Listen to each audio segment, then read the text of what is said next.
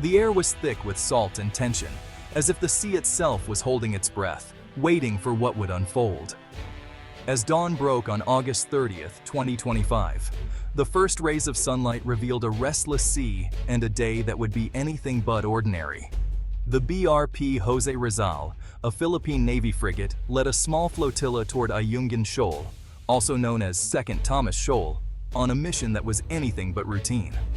The ships moved in tight formation, their hulls slicing through the waves with purpose and resolve. Their task was clear but perilous: to resupply the BRP Sierra Madre, a rusting, grounded ship that had become a steadfast symbol of Philippine sovereignty and resistance. Every crate loaded was a message that the Philippines would not be intimidated or forgotten. Chinese Coast Guard vessels loomed nearby, their white hulls and flashing lights a constant, silent threat. Their presence was a reminder that every action here was being watched, measured, and challenged. The Filipino sailors pressed on, outnumbered but resolute, each mile a quiet act of defiance. Their faces showed determination, a mix of anxiety and pride, knowing that their mission carried the hopes of a nation. On the bridge, Captain Reyes watched as Chinese ships converged, their movements precise and intimidating.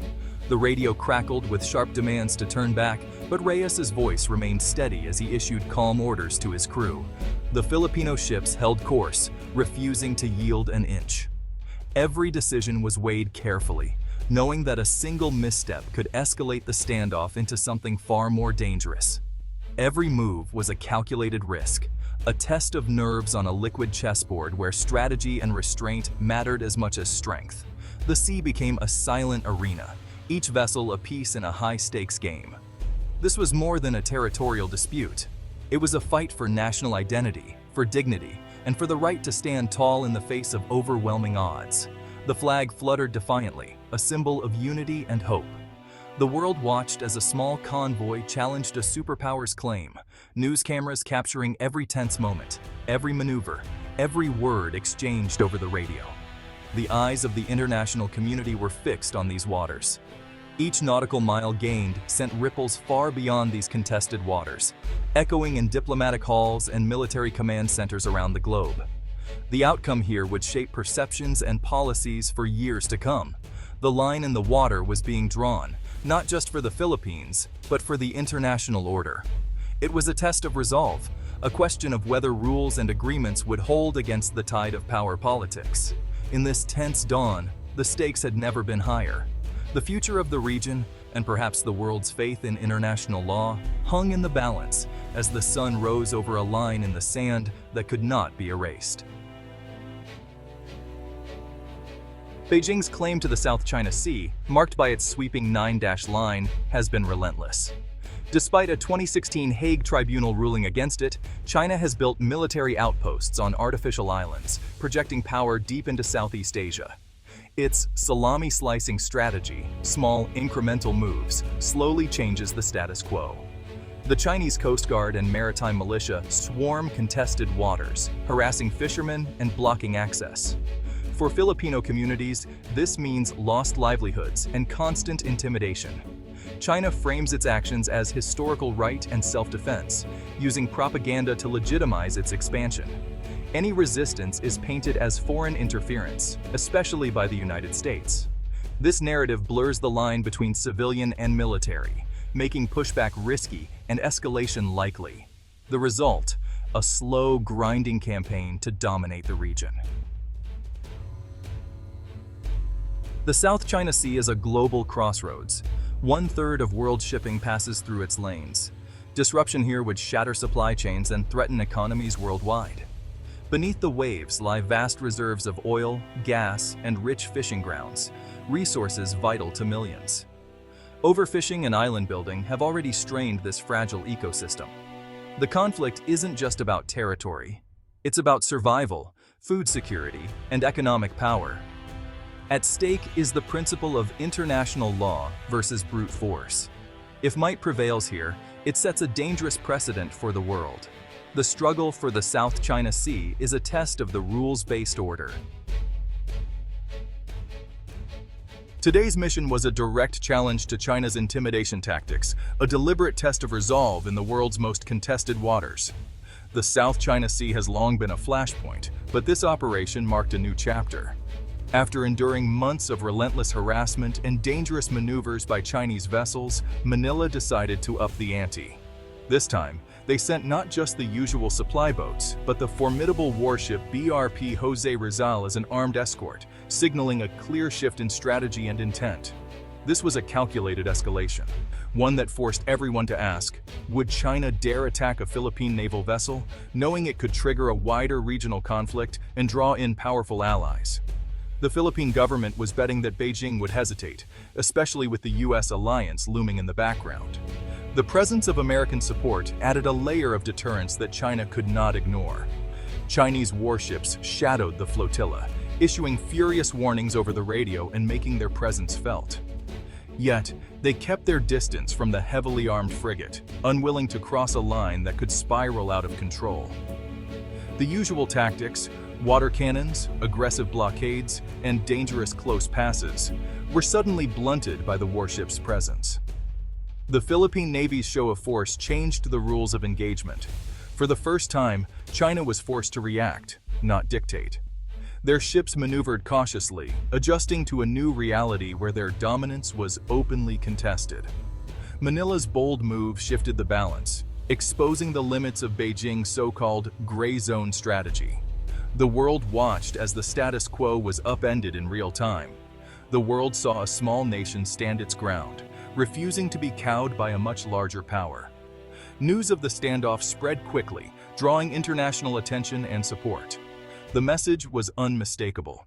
The Philippines would not be bullied, and its sailors stood proud and resolute, ready to defend their sovereignty.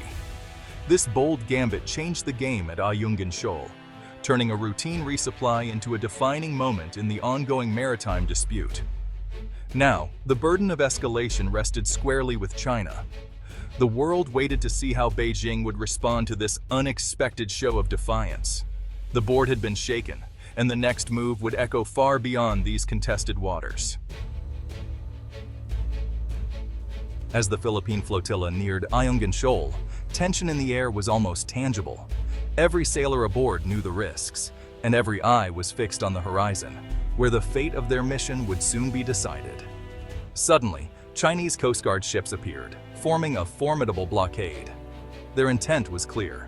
They were determined to halt the resupply mission at any cost, using their size and numbers to intimidate. Undeterred, the smaller Philippine patrol boats darted forward with remarkable agility, weaving through the waves and scanning for any possible gap in the blockade. Their movements were a testament to both courage and tactical skill.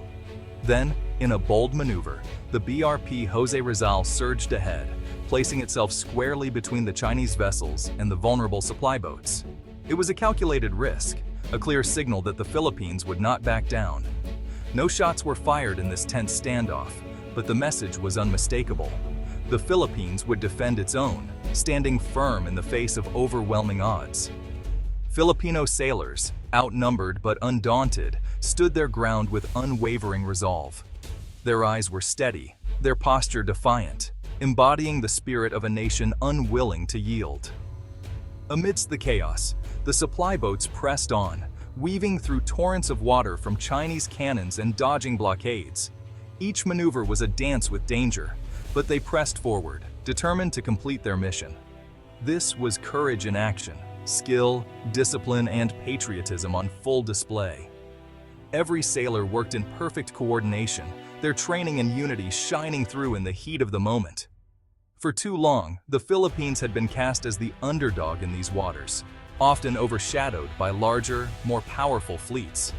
Yet history has shown that true strength lies not in numbers, but in the will to stand up for what is right.